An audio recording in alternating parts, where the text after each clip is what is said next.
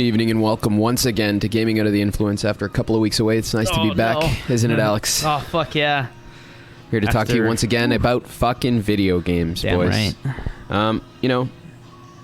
Maybe we should just stay on track and I'll get right into what I want to say today. What do you think about that, buddy? Yeah, I'm cool. Whatever you want to do, man. I'm sure you've also been witnessing on the interwebs a lot of talk about how... A lot of bullshit. Not only about how cloud gaming and streaming and subscription models will be the future, which, we've discussed at great length and we have articles out there on this subject, so it's not necessary to reiterate too much, but before we get into the article I want to talk about today, we are going to put out there that big industry bigwigs and also sales data from games like The Outer Worlds indicate that subscription models are not suitable to the at least immediate publication of AAA titles, right? Oh, definitely not. We know that AAA. right off the bat. You know? There was an article about how Sony's lack of involvement in the subscrition model and in cloud gaming, blah blah blah blah blah. It could be the end of the it could be the end of the PlayStation brand, and for the reasons I just mentioned, as long as there's a taste for AAA gaming and as long as AAA gaming is not really suited to subscription distribution, I think there's going to be a necessity for normal distribution of games and probably the hardware in your fucking living room to play them, right? But sure as hell hope so, but I think so. But granting this possibility, I don't.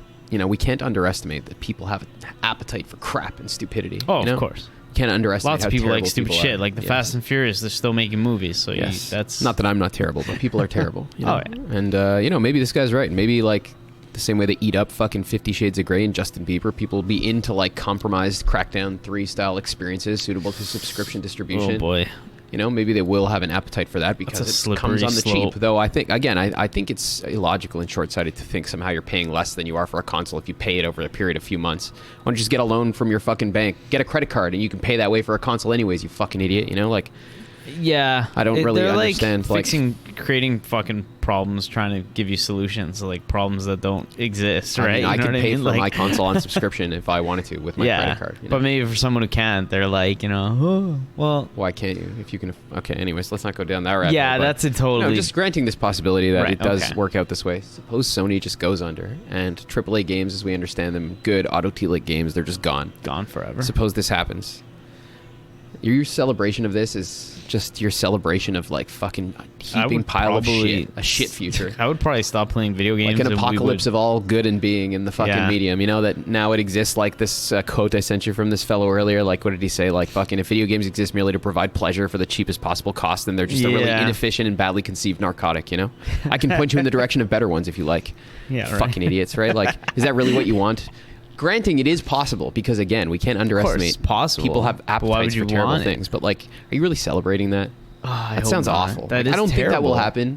I don't think it will because I don't think so too. My immediate thoughts on that is that it's not just an instinctual thing. This console generation showed and previous attempts at making streaming fucking thing and there have been a few subscription services. Now they're starting to come on strong with the they're starting to come Stadia on strong. It's probably more Project profitable X for them. Cloud. But again, I don't think that necessarily the fact that somebody's coming on strong with something doesn't mean shit. We've again in our short lifetimes witnessed so many people come on strong with things in the tech industry. You could even say technology. Google. Google did most of it, including Stadia. Now they're just continuing their trend. So I don't know that we really have to take for granted that that's the future. I think that maybe in a year or two we're going to be sitting here just like we are. We were talking about VR a couple of years ago in this very same manner. I don't think it's the future of shit. I don't think so either. Maybe it is shit is the only future that it has, I think it has a place, but I don't think... I guess that's true. I'm being too hyperbolic. No, places what you're saying is you don't think... It's maybe offering a catalog the future to people for a lower price, but it's not. They're always going to try and sell it to you as this is the next big thing. You need it because it's going to change the way we play. Just to that's more marketing buzz, I would say, right? Rather than...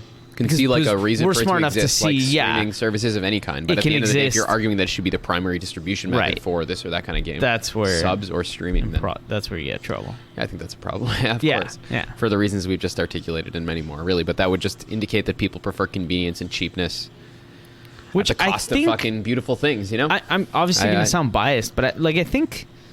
For some things, most people have pretty much, with music and movies, if it already exists in that manner. You can casually just stream whatever you want to watch, and who gives a shit? Or someone, if they were as into movies and music as we are, let's say video games, they'll want their vinyls and their Blu-rays or whatever, all that shit. Right? You can still you can still get it, exactly.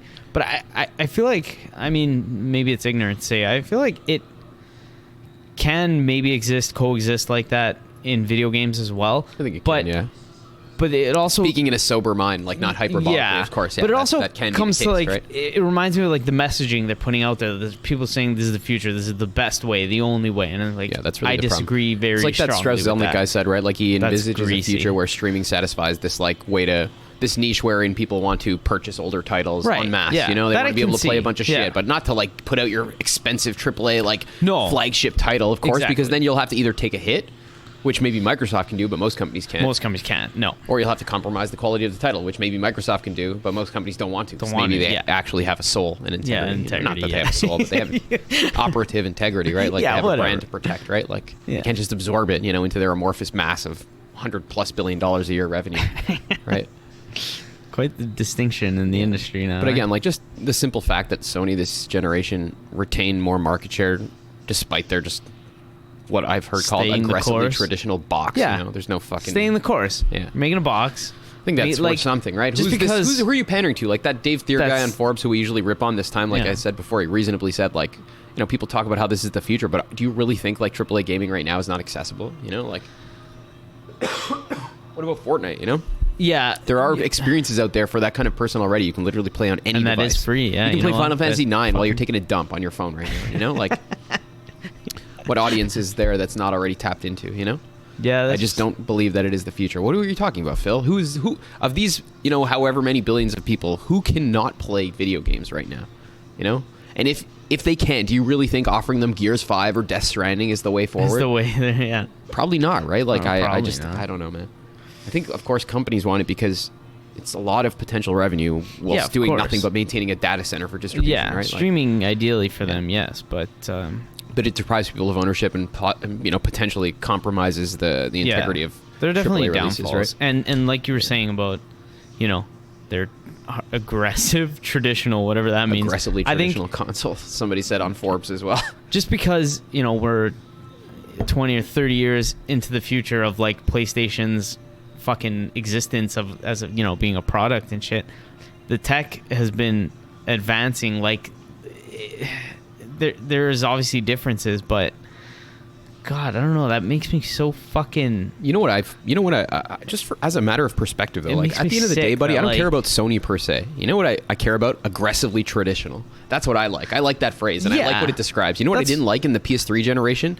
When Sony was like aping Nintendo and making these fucking lame like party fighter, whatever the fuck kind of games and motion controls of all kinds. And you know what? That didn't actually really work out for them. It did not work out, and which is why they're back to the traditional worked out. But like it was stupid. I don't like the brand Sony. I like that this gen they've offered a traditional gaming experience, right? And cultivated a fucking stable of studios that pump out good shit, right? Yeah, that's what I was trying to get at. Is that like if they stay the course and do the traditional thing, as long as they're pumping out good quality games, it won't matter, right? Yeah, I agree with you for sure. Just in case people are thinking that somehow we're like fucking Sony advertising fanboys. Sony. No, we're not. I don't give a fuck about Sony. Yeah, I don't care about Sony. I like Nintendo either. too for that very reason, right? Like exactly. I even liked Xbox last gen, for that very reason. I liked them a lot. That was my console of choice, buddy. You should see my wall. I think I still have more 360 games than PS4 games, actually. Probably by like 100, by like a wide margin. Yeah. 360 was an amazing system. It was fucking good. Fuck, dude, there was like some serious exclusives. That fucking serious operating ones. system it shipped with. The fucking blades. The blades, it was so easy to get. It was amazing, yeah. Where you need, like everything was great, man. Yeah. They could have improved on that, and I think it would have been a lot better than I know. There was no what it eventually either. turned into. Now their UIs are garbage. I remember getting my 360, getting a copy of Dead Rising. You know why I got a 360 in the first place? Because I wanted a PS3 and it was sold out. And I was like, fuck it, I'm just going to get a 360. Really? Yeah. I think I got a 360 just because like it came out a year before PlayStation. Yeah. I was like, I went to buy the PS3. And they didn't have it. Next gen now. But then I got Gears and I got Dead really? Rising. It was like on a whim? Like you went to the store. Yeah, they didn't have it. Yeah, and they didn't have it. And you were just like, fuck it. Yeah, I'll get an Xbox. Yeah. And that was definitely not a decision you regretted. No, it was amazing. Yeah. The first thing I played was Dead Rising. It was fucking sick. Yeah. It was a great game. That's awesome. I got that zombie genocider achievement where you've killed 50,000 in one playthrough. It was sick. I stayed home from school and just fucked around. Yeah. And Gears of War, the first one was amazing. Oh, that was such a great game. I remember I bought Gears of War and I think it was Call of Duty 3 at the same time. Yeah. And I was just going back and forth playing. Yeah, man. I liked how Gears of War had this like weird like magical realism kind of tone to it. It was like clearly inspired by the real world, but like it was wonky. You're like, just totally, some shit's going down. They don't bother to explain any of it. You know, you don't know anything about anything. The fucking locust came out of the ground and started fucking shit up. But that was cool because that was kind of like they're like in the game. That was the people's. You know, that was their reaction to it. They just came out of the ground. What the fuck? It's not really. My God. It's not like it's like kind of like almost postmodern storytelling. The way they just insert you in the middle of shit. They don't explain anything. You know. I guess that like paves the way for having like a ton of lore and stuff if you can expand on it after. I don't know. Yeah, or even just tell it by other means, I guess. Yeah. Like, I don't even know who even knows if they were going to make a second one, but I really like Gears of War and like a bunch of games. You know, Resistance was cool around the same time on PS3, but like just to say Xbox 360, man, was a respectable machine, and they published a lot of good shit. Like I think that goes without saying. It was Ninja Gaiden 2 even. Like that alone fucking is probably worth. But like games like KOTOR, BioShock were console exclusives on the Xbox. Even I even had an original Xbox, and I didn't like it nearly as much as my PlayStation 2, but I bought it because I wanted all games. Three. Didn't they have the Prince of Persia on there? Oh, they had it on PS2. I think that was on PS2 as well. They had Panzer Dragoon Orta. They had House of the Dead 3. I pretty much mainly played Halo on the original Xbox. So at that time, but that was cool, man. That was a sci-fi epic at the end of the day. Yeah, there was not much else like that at the time. You know, I don't much like even whatever you think about the gameplay per se. I like Halo. Like, leaving aside, you know, all those arguments about if it impacted the FPS genre. Yeah, that's another rabbit hole. I don't feel like I really like the universe they created, you know? Oh, definitely. Serious sci-fi epic, I like it a lot. I actually played a little bit of Reach the other night. Nice. On the PC. That's very cool. Yeah. I don't really like Reach that much, but I don't know. It's the only one you can play on the PC right now, so. True. I also got to play a little bit of Red Dead and Judgment this week. I don't know, for some reason some heavy games. Yeah, I was telling you that like I think Death Stranding kind of melded me out to the concept of open world games. Open world, again. Kind of letting you back in on that. Yeah. Now I'm like more, you know, I don't know. I feel like my mind is more porous to those experiences. I can more easily get into it. And like I started Judgment from scratch, and it was like I instantly played like for 4 hours. It was pretty good. Yeah, I got pretty into it. And then I went back to Red Dead a couple of days ago, or today, or yesterday. Can't remember exactly. It's been one of those weekends, you know. Yeah, it's fair. I feel the same way, man. Yeah, man. I don't remember exactly what happened before, so I checked the journal and stuff. I read up a little bit. I didn't feel attached to any of the side quests or anything. I realized I already had a pretty good horse. Yeah, and I just blew through a few story missions, and it was intense. Shit went down. I was like, "Fuck, this is sick." Yeah. We raided some old Southern lady's house and like. Shot her son's dead because they kidnapped some boy, and I was like, all right then, man. Oh, I remember that part. Yeah, the big mansion. Yeah, the big house. Mansion. Yeah, that part was sick. Yeah, it was a serious gunfight, man. Oh man, my Arthur's like this dirty, like long-haired fucking monster. Had the same thing. Greasy long hair. Yeah. Just a monster. But he's a nice guy. He waves at everyone. Really? Yeah. I started my playthrough like that. And then I don't know what happened one night. I think I was just like, fuck this. And I just started shooting everybody that you encounter. Yeah. And I was like, fuck it, I'm going the other way. I'm going to be a real cowboy asshole, motherfucker. Nice. I just started killing everybody. Yeah. I haven't played since. I'm just a little bit ahead of that part you mentioned. So it's a wonderful game. I should probably jump back in. It is very good. Yeah. It's very well made. I have a new respect for those kind of games. I don't know what it is, but yeah. And also, I read about the guy. What's the guy at Rockstar, the writer who Dan Houser. Dan Houser, yeah. Yeah, he just recently left. Yeah. I'm going to try and put together in my head a picture of his work, you know? I'm going to play GTA 5. Like, I feel like Rockstar fucking has its own genre of shit going down. Yeah, does he go as far back as, like, he wrote like Max Payne and stuff? I'm pretty sure, fuck, I would love to jump into Max Payne 1 again. Number 1 was a Remedy game, actually. Right. Yes. Number 1 was Remedy. He did write 3, though. Right. He did write 3 was Rockstar. Even better, Sam Lake wrote the other one, so it's probably probably good, too. That one was like, oh man, I have this whole fucking. There was this whole interview where he talked about how like, yeah, it's a game about gangsters and shit, but Max Payne is really like this fucking guy going down into the underworld to fucking like. There's some deeper shit back then, and I played a little bit of it when I was a kid, and I wouldn't have picked up on anything that's going on, right? Like not even the literal story. Yeah, we'll check into that later, but I remember seeing him talk about that, and I thought that was pretty fucking sick. Oh yeah, Max Payne's dope. Yeah, like, fucking cool. And Judgment is pretty sick too, just like Red Dead. Like fuck, man, that city of Kamaroko. So that's like Yakuza, but yeah, the same from city. The police. You're like a perspective, detective, not right? quite a cop. Actually, I thought you were a cop, but you're like a lawyer. The guy used to be a lawyer, but he successfully defended a guy who turned out to be a murderer, who then murdered somebody, and now he's all fucked in the head. So he like decided to just give that up and become a private detective. So he's okay. So now he's like this guy with really tight jeans and messy hair who wanders the street like beating the shit out of people and like being a private detective. Yeah, all right. Yeah, it's just, oh man, it's hard to capture. Like, I don't really know how to describe the tone that it conveys. Like, it's almost like soap operatic, but also like surreal. It's like you feel weird when you're playing it, just like Death Stranding. You're like, is this just a Japanese thing? Is this how games come out there? It's fucking weird. It's surreal. Without playing it, if I had to guess, it would remind me a lot of Sleeping Dogs I mentioned to you. But I really want to play that too. How does like the story sort of play out? Like, are you investigating the Yakuza and shit? Like, well, not really. Like, your best buddy is like an ex-Yakuza, and you just it starts out with you, like, you see in the cutscenes, like, he defends this guy who turns out to be a murderer, he kills his girlfriend, and then it jumps to a few years later where you start, you know, when you're in the middle of this, like, PI investigation. Okay. Some lady sent you to get rent from this dick with your big Yakuza buddy, your ex-Yakuza buddy. Okay. So you just have to follow him around, you know, and do shit like that. Yeah. So you kind of already, like, undercover at this? Yeah, you're a PI at that point. Takes you in? Yeah, okay. Yeah. And then, like, you uncover this, like, serial killer moving through the city, murdering all these Yakuza, and they blame this guy who's, like...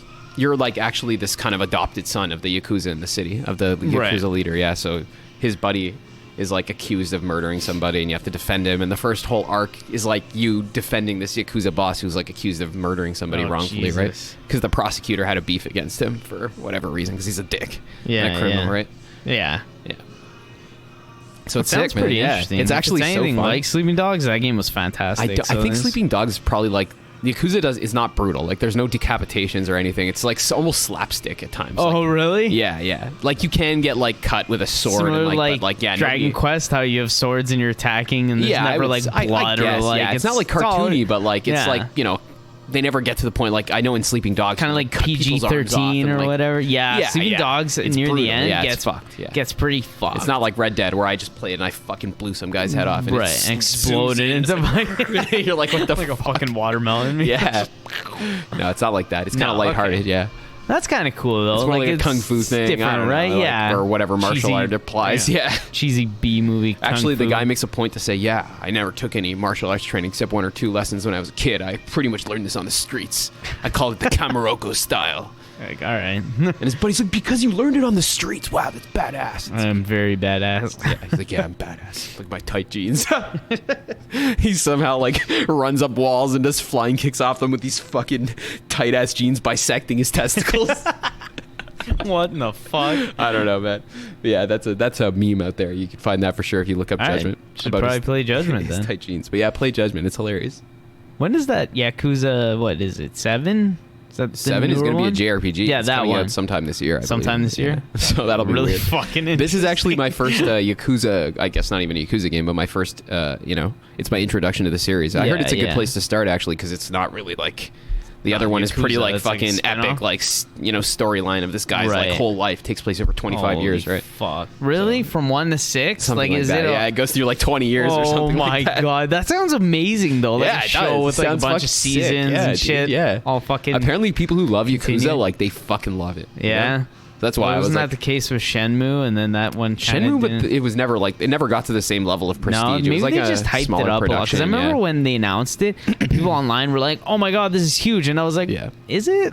No, that was like I think it was not even funded by a publisher, right? Like Kickstarted. Yeah, that's right. Yeah, this is like Sega's pretty much flagship. This is their their like GTA title, right? They're fucking. It makes a lot of money in some parts of the world. Yeah, it's true, and it's fucking crazy. Like the tech is up there too. Like the performances. That's why there's so much disappointment when they announced 7 as a JRPG. Maybe, but I don't know. I'm open to that. I'm definitely am. I know you are. Yeah, that's but I think a lot of people are fucked though. It was like with the Cyberpunk. They announced that it would be first person.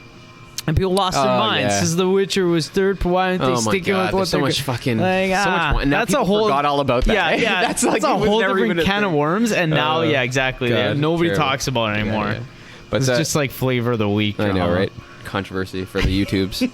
But what I did want to mention, these games got me thinking about, because they're open world games, and like in the context of Red Dead especially, there was a lot of talk when it came out about this concept of like ludo-narrative dissonance. Oh fuck. Ludic being like the playable parts of the game, and narrative parts, you know, being the story and the more cinematic aspects, I guess, and people posit that, like, you know, especially in a game like Red Dead, there's friction between these two parts, because Arthur, for example, will be on, like, he'll be in the middle of a mission, and there's like, oh god, there's gunmen coming, like, come man this fucking barricade with me, but instead you'll, like, fuck around for 20 minutes looting corpses, and nothing will happen, you know? Yeah. So people are like, oh, there's a ludo-narrative dissonance, like, in a fucking... lot of games. No doubt it does. But, like, what do we make of this, you know? Like...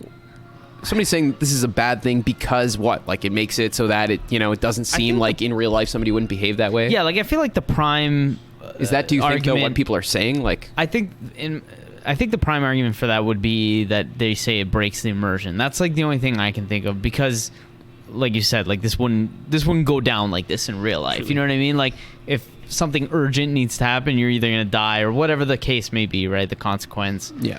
But, like, there are moments like that where you have to do a certain trigger, right, or something in a video game to pass, you know, into the next phase, or whatever the fuck it is, right?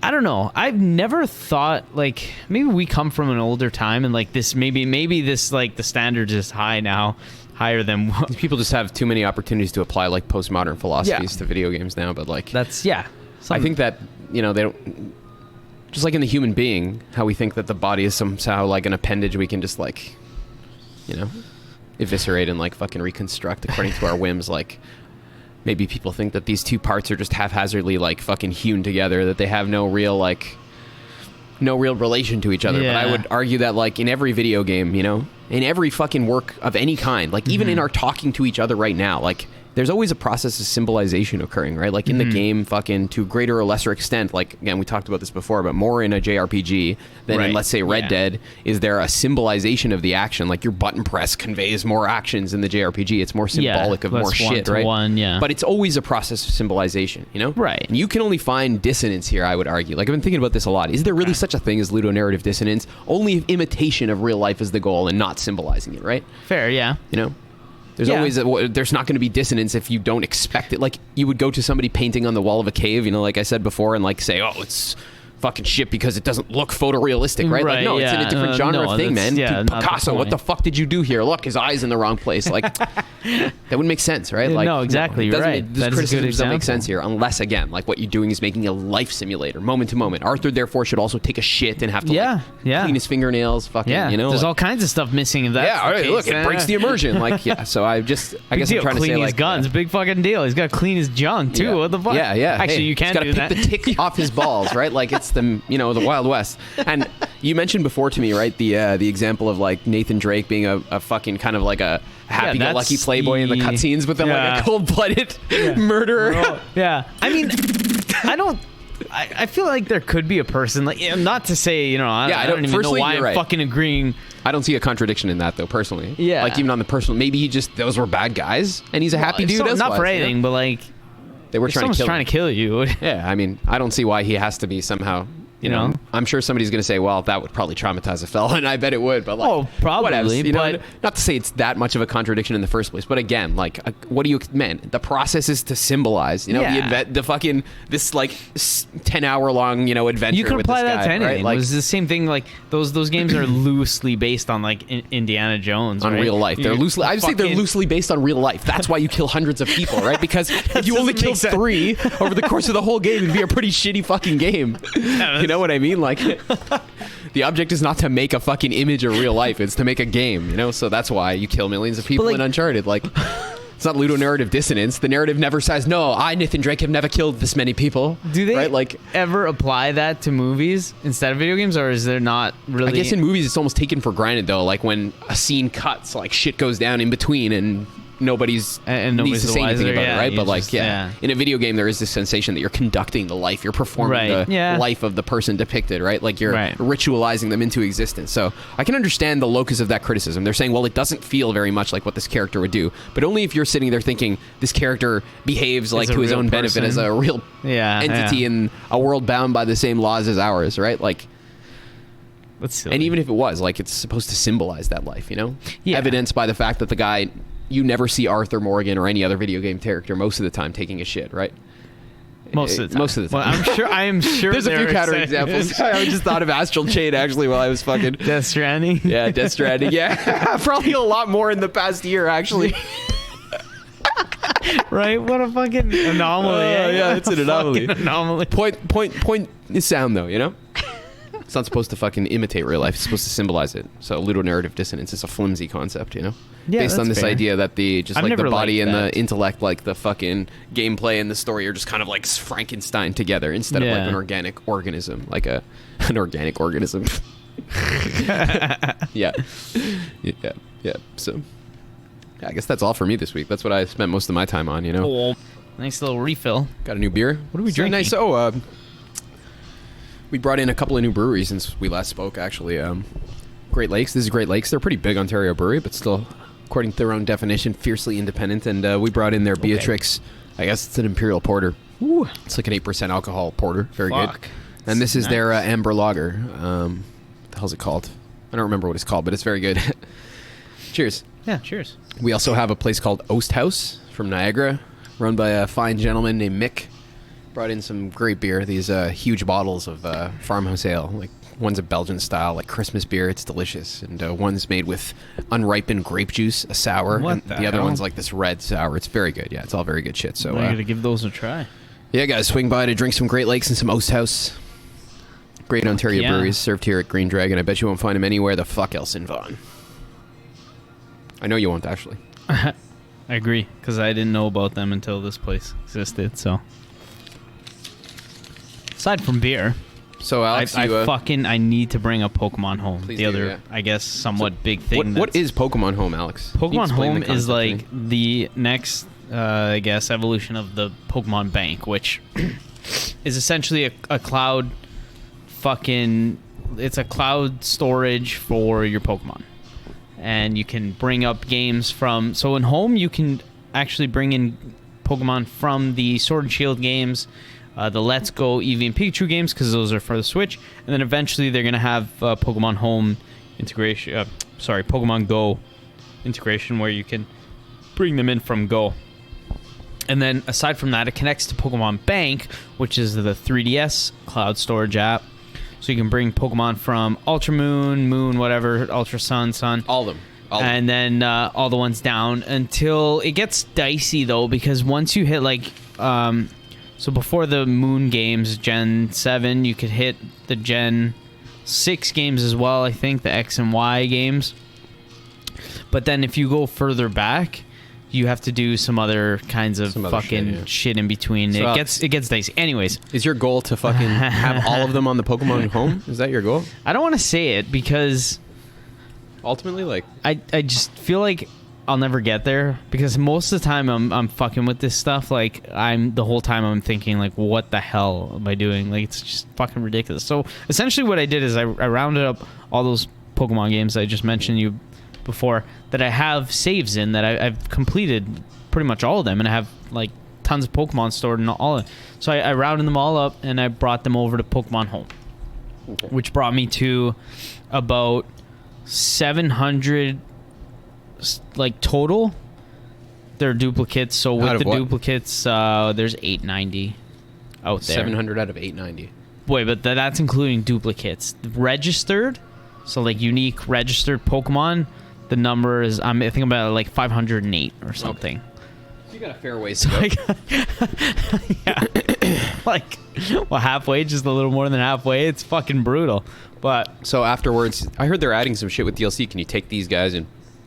So yeah, I can basically, the stupid thing is that I've been doing, which is, probably really unnecessary, and I think I'm going to stop. I don't know. I made it through, I started with Gen 1, and I put them all in order in the boxes with the spaces left, like, for the guys I haven't caught yet. Like so that card I could, book.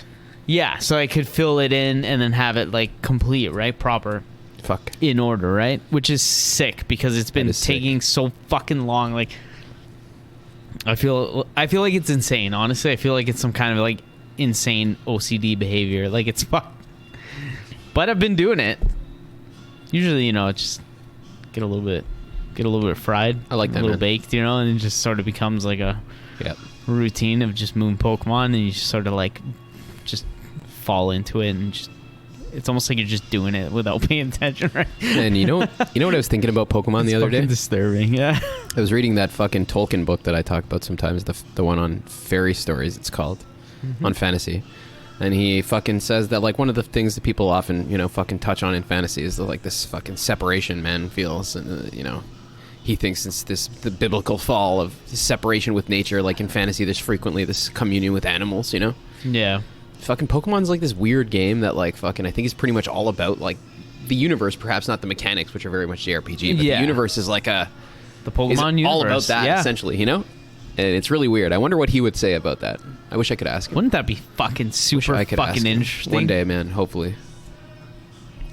Damn, dude. One day, Tolkien. But yeah, that would be cool. Talk to him about Pokemon. Talk to him about Pokemon and how fantasy is not the purest form of art. You want to argue with him, too? Just a little. Just a bit. Friendly banter. Yes. A little argument. Yeah. Yeah, that's fun. I thought that was cool. Yeah, Pokemon is like a weird concept, right? I think that's one is part of it's like there's like the universality to the idea of Pokemon, you know? That's why I think like the imitators like arriving late on the scene, like I understand why they exist, but also like it's like Kleenex, man. Like that fucking genre of game has become like stamped, dude. Yeah, it's like Guinness and stouts. Yeah. You know, like it's indelible now. Like it's too late, you know? Yeah. You might be able to make another okay game, but like sure. Yeah, but there's also it's like Souls-like, you know, like successful successful Digimon games and they're successful, but obviously nowhere near on the level of Pokemon. There's even still Yu-Gi-Oh games kicking about. That was like one of the things. True. Then Yu-Gi-Oh there's at least added the card format, though. Yeah, they had the cards integrated in the actual the thing. But like, wouldn't you like to see like a Souls-like genre? Like they should have like a Pokemon-like genre. What would that be though? Like Ni no Kuni was a Pokemon-like game, right? Like that's true. It's just a JRPG with what, like more party members, catching mechanics. Yeah, more party building. I don't know. Yeah, that's an interesting question. I like more than anything like considering like what makes this game what it is. You know, like in a genre. It's more easy to talk about than, you know, in its other parts. But, like, in its genre, like, what does it do that's like unlike other games, right? Like, what's its characteristic form of movement, you know? Like, what makes it, an FPS, a Souls, like, a fucking JRPG, you know? Or a Western RPG, to try and dissect and look into, right? I think so. I think so. Cool. Yeah, so I've been burning fucking stupid amounts of hours. Putting all the Pokemons together. Basically doing that. Like I got up to, I think I'm on Gen 3 now. So the Ruby, what is it? Fucking Sapphire, Ruby, Emerald games. Holy crap. Yeah, this is the third fucking set of games. But the good thing is like, I obviously don't have full Pokedexes for each one. So I don't anticipate it taking me too much longer to have them all in order with the spaces. And then at least I'm set up so that if I ever play whatever game, I can go back to one and sort of have a checklist of who I need to catch throughout. I don't know. That's the thing. Like, I don't feel like I'm psychotic enough to start like going in and catching all the guys I'm missing and filling it in. Like, but I know I'll play Pokemon games in the future and at least keep that in mind. It's like, yeah, exactly. Yeah. Kind of keep it in the back of my head and then fill it in as we go. But like at the same time, they also add new. I don't know. I'm not crazy. See anything wrong like with I that don't, endeavor, man. That's a smart thing. Fuck you. You're playing these games in the first place. Like, it's a gesture of love. You could call it that. Completion. There's nothing fucking illogical about that, right? Yeah. Even if it doesn't ever happen, because I know it probably won't. Like, I'm just cool with like spending a little bit of time fucking around with it, that kind of thing, right? Why not? Yeah. Literally, why not? Yeah. It's as good as playing anything else. Besides from that, I've been smashing a little bit of Dragon Quest, and I want to fully like go into it because hopefully, hopefully I can get a little bit closer to the end of that. It would be nice to finish that off, and Where then so I finished the main story in 48 hours. You could definitely do it. I thought it was much longer. You know what? Then I probably have like 15 left or something. Yeah. But I just did the orbs. You know, where you collect all the orbs. Did you go up to the tree? No. I'm going there now. Oh, shit's going down, buddy. Yeah. Oh yeah. Shit about to get fucked. Yeah, that's exciting. Yeah, it's exciting. Yeah, it's like shit gets fucked. All shit gets so fucked that literally, unless you do like all the way through to the end game, it doesn't get fixed. Like it's fucked. So I'm in now, like and I'm now just it's like going. Just like a heartbreaking turning point. Yeah. Oh no, shit's going down. Yeah, I'm excited now. Yeah, it's great. Should I just stay the course and finish this game? I think so. Because then I was thinking of I actually jumped into Fire Emblem the other day too, Emblem, which is where I'm at in this one is where he comes back. Yeah. And I guess that's like the second half, right? Yeah, pretty much. So that'd be cool to jump back in finish that after. I think if I can manage to do that. So. I should finish that too, man. I'm right at the end. I'm on. I checked because I wasn't sure the last time we recorded. I'm on hard mode but casual in regards to the units. So it is a bit of a challenge, but at least they don't. Yeah, that's right. I wouldn't want to play it like in classic. No, I don't want to either. I don't want to fucking go back because I know I would never let anybody die. You know. I'm not gonna let That's anybody the thing. Die. So you just waste time restarting. Yeah. That's classic mode. What did I say? The real classic mode is if somebody dies, you say fuck it and you go on. But like, yeah. But I wouldn't let it happen. And shit like that. Are you kidding me? What the fuck? You're just robbing gonna forget yourself. a character. Yeah. Imagine if it was an important one too. And then I think you could probably break your save if you let enough characters die, right? Like, what the fuck are you gonna do? Everyone except for the main character die. He would get literally all the XP from every battle. He'd probably be like a super tank. Eh? Yeah. Just destroy everyone. Damn. Wonder if that's possible. We should try a playthrough like that. We should. Fire Emblem Three Fates, entire party dies. Playthrough. 3 houses. Sacrifice everyone to the enemy. Go, Edelgard. Get Edelgard killed. What happens if you let her get killed? Oh, fuck. We gotta do some myth busting around here. Shit. Yeah. I'm gonna stop the... It's like somebody going back in time to kill Hitler, you know? Like, I'm so angry about it. I'm gonna go back, start a new save, just kill her in the first battle. Yeah. Oh no, she died. Oh, I just saved the. Can you imagine? Then the game gets cut in half, and you get a totally different ending. You missed a total like half the second. They're like, well, half we're just gonna go through with it. Man, Can you imagine? That would be amazing. Just because somebody would do it and be like, wait a second. Yeah. We'll just missed half the game. It would be fucking amazing. Well, Edelgard's dead. That is interesting to consider, though. They should do things like that more often in games. It's like in those Far Cry games where you just start and like fuck with you. You sit around and the game ends, you know? That's fucking hilarious. Yeah. Yeah, remember you sent me that article about the people who were like, yeah, Edelgard's right because the revolution. Yeah. And I was like, yeah, fuck the revolution. Fuck you. Yeah. That was a great game. Fire Emblem was a... That's why I want to get further in that. I want to, jump in and... This is how I play my games, man. Yeah, I leave them alone for like 6 months or whatever it is. Too. This one, fuck a year. And then jump back in and beat it. Yeah, me too, apparently. Like with Death Stranding. Couple more months and that thing's ripe and ready for to me was like, fuck. Games like that are hard for me to like compare things to because they like ruined everything for me. It's even good. Sekiro to some extent, like it's hard to hold those other are games really to good standard. Games. Last year was really good to me. Like for me, like in Days Gone, and maybe it's more contentious, but like I fucking really love that one too. Those are like some really high quality games in my mind. Like with the guys who wrote those games and like thought up all the systems. 2019 was no fucking joke, and 2019 was amazing. 2020's got a lot to fucking show if it wants to even. There's Cyberpunk though. Like all of my skepticism. It's not even skepticism. Those guys make good shit, man. They're fucking annoying with their compromising and being, Wow. Seems evasive with information. That, but like overall, CD Projekt Red probably will make good shit, just like Rockstar and like fucking. What else we got this year? We got another Yakuza game coming out. Fantasy VII remake. Kind of fun. Yeah, it's gonna be a good year. Damn, dude, Pokemon DLC. I don't give a fuck. I'm excited for that. It's gonna be a good year, buddy. Yeah. What's Neo 2 actually is coming out soon. Yeah, Neo 2. We got to get into that. Should dive into 1 a little bit. Yeah, we should, man.